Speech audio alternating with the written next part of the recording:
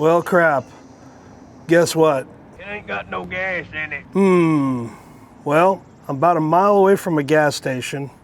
I just stopped at an auto parts store and picked up a few things, and I wonder if maybe one of these might be enough to get me to a gas station somewhere. Huh. Well, guess there's only one way to find out. The situation is you ran out of gas, and the only thing that you have on you to get you to the gas station is some chemicals that you bought at a local auto parts store. Is that gonna make this carburetor run and get you to a gas station? Well, I guess we're gonna find out. Here are the items that you picked up at the local auto parts store. Now, a couple of things before we get started here. First, all of these are flammable. You have to be careful on the brake clean because the green can is combustible, the red can is not. So you have to make sure that the items that you have are something that's going to burn. The other restrictions I'm going to have to put on this are just more for safety. I don't want to be driving down the road with this thing and have a can here with fluid in it that's feeding the pump to the carburetor. I would just rather not do that. So what we're going to do here is I'm going to disconnect the pump from the regulator. The regulator is a return style system. It'll dump it back to the tank.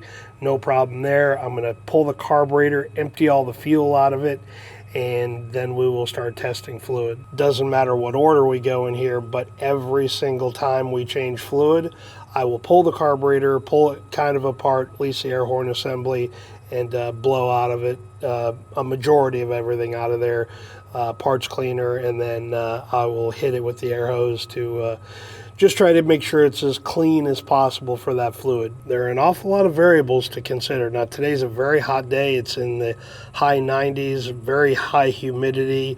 It's warm out, so engine shouldn't be that big of a deal.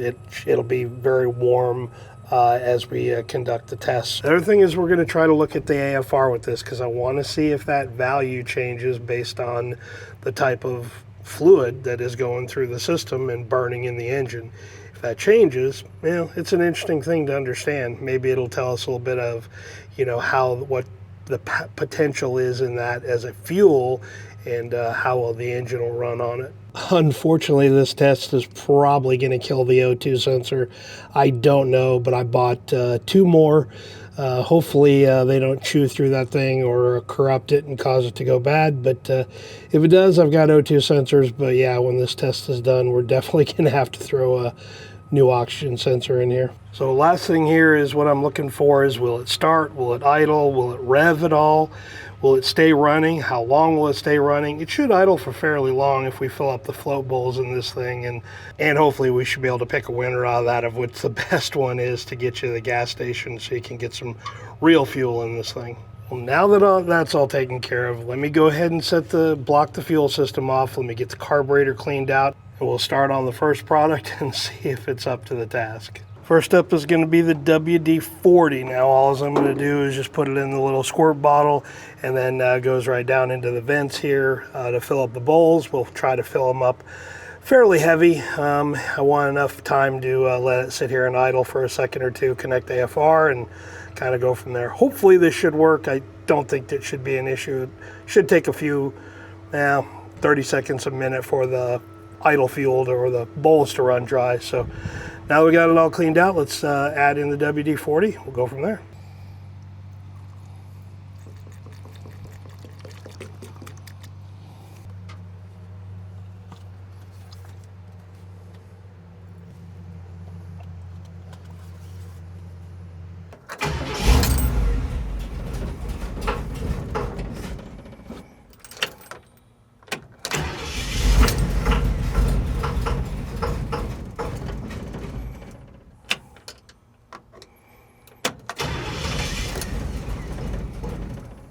Well, I guess that answers that question. WD-40 is a no-go. So let me pull the carburetor back off, get it cleaned out, and we'll move on to the next one. Yeah, yuck, that was ugly. Post effects of the WD-40 startup. It smells horrible. Yeah, it just didn't like that a whole hell of a lot, did it? I think I may have to change plugs after this is over with too. All cleaned up and back on. Next up is 104. I'm a little more hopeful for this one. I just think it has more energy in the product, and I already filled up our squirt bottle here, so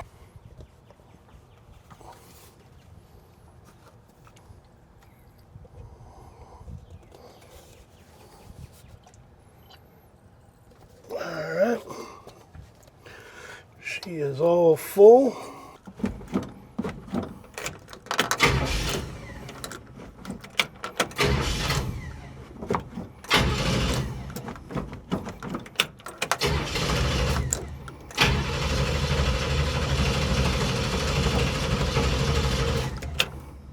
And we add a little bit here, and a couple of drops. Way too much. All right, let's see if that helps it out a little.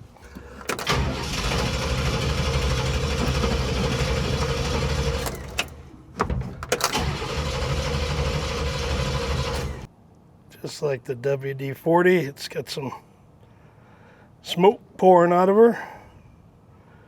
She certainly did not even act like she was going to fire on straight 104. I was actually quite hopeful for that one. I thought maybe it would fire up, but again, it's an additive. It may not have just enough, energy in it to be something that's combustible easily. So, yeah, it's definitely ugly. So, all right, let me get that off there, cleaned up, and start on the next one.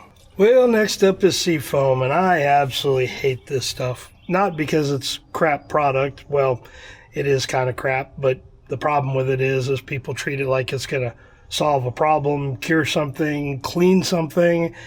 It's just a Band-Aid on a bigger problem, and yeah. So anyway, it's supposed to be extremely flammable, so let's try it out. Again, we filled up our squirt bottle.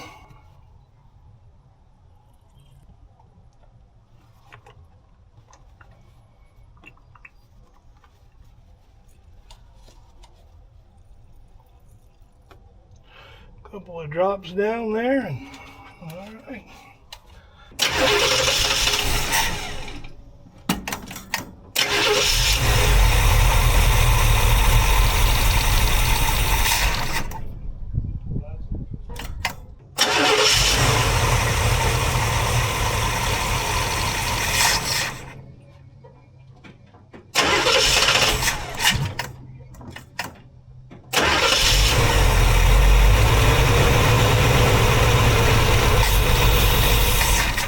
I guess it's pretty interesting that we got it to at least fire up. Problem is the AFR takes a couple of seconds for the O2 sensor to heat up, and yeah, nothing was occurring there, or didn't give me enough time to heat the sensor. So I'm just going to make sure that we got enough here in the bowls again, and see if we can get it run long enough to let the O2 warm up. Again, that might be an issue too, but hey, it's worth figuring out. So let's couple of drops down there.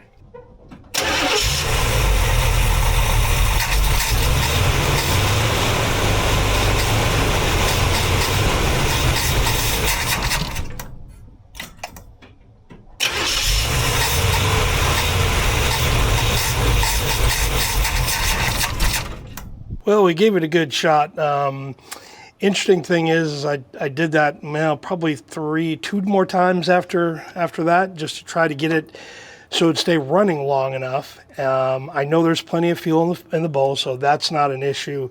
I thought maybe a little bit more RPM would cure it. Opened up the idle mixture screws a little bit. Maybe a little bit more fuel would help, but it just wasn't enough time for the O2 sensor to warm up and start taking readings. So I am quite certain that that we've trashed that, and probably the plugs too. So, all right, last one.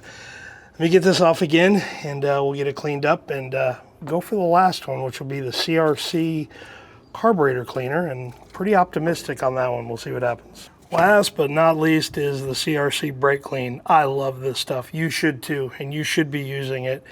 Go follow the guys at Brakleen if you want to also see how they're donating back to the youth of the industry and helping support young kids in the tech programs. Go watch Clay Milliken's channel, Jeff Lutz's channel. They've built plenty of cars where CRC completely donates all the proceeds to it. So again, great stuff. But what we're going to test here is, can you run an engine on it? I think we've all probably shot a little carb cleaner down there, especially the flammable stuff. Again, the green is flammable, the red is not.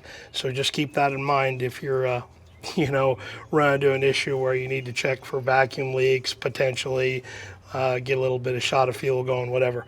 So anyway, I've got a good amount of CRC in here. Let's go ahead and fill the bowls up and see what happens.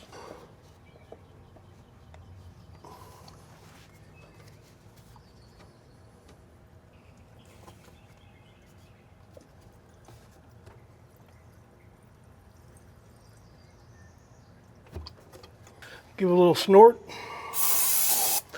See how if she starts up.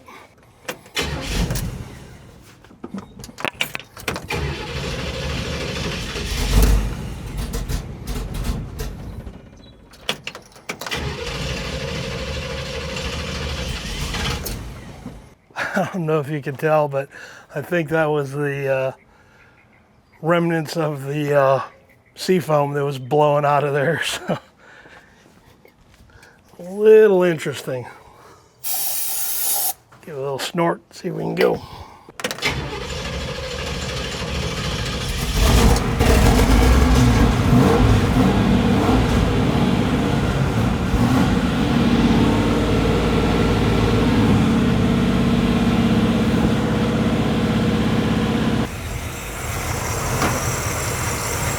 Well, shouldn't want to idle very well, but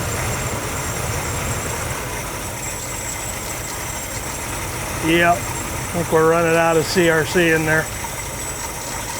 Interesting. I'm screen recording this too. I'll overlay it over the video.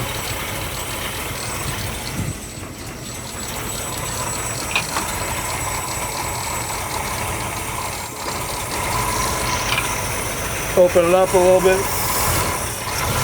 See if we can add more fuel to it. And that was it.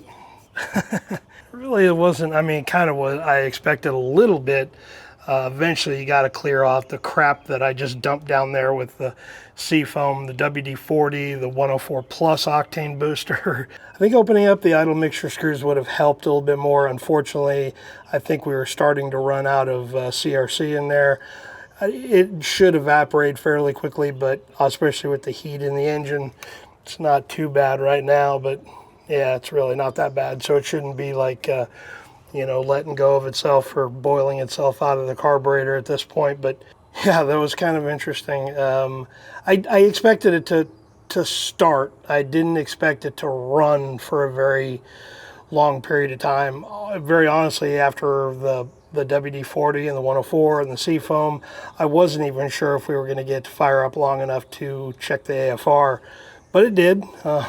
And I did screen record that, you know, so you guys could take a look at it right alongside. But part of that towards the end where it was getting really, really lean, I just think it was running out of fuel in there. So, well, I'll know that here in a minute. I need to totally rebuild that carburetor, change plugs, change the O2 sensor, and profusely apologize to this engine. I was all prepared to print up a nice little spreadsheet and, you know, list all of them and rank them, but I guess there's only one, and that's a CRC. It was the only one that the engine ran on anyway. It certainly was a fun test, but again, one that I wouldn't expand on. I wouldn't go find more fluids and try to, you know, run it on there again. Again, it's not good on the engine. It's not good on the oil for sure. It's probably certainly not good on the rings and everything else it kind of comes in contact with. So it was a bit of a, you know, bit of a fun experiment, but again, I wouldn't do it again. So if you got any questions on this one, leave them down below. Happy to answer them. I don't know what there is. I guess it was just more for my entertainment, maybe yours too, hopefully. But yeah, go follow the folks at CRC. Check out all their socials. Tell them thank you for what they do. They certainly, you'll see that all over the place. Again, on social media, they're just really good people that really care about the industry and what we're doing in it. So very, very cool. Well, let me get this poor thing off of here and cleaned up and re-gasketed. I went through a bunch of them. Air horn gaskets, I destroyed a ton of them. But yeah, I owe her a big apology. So anyway, that's it for today. We'll catch you guys on the next one. We'll see you.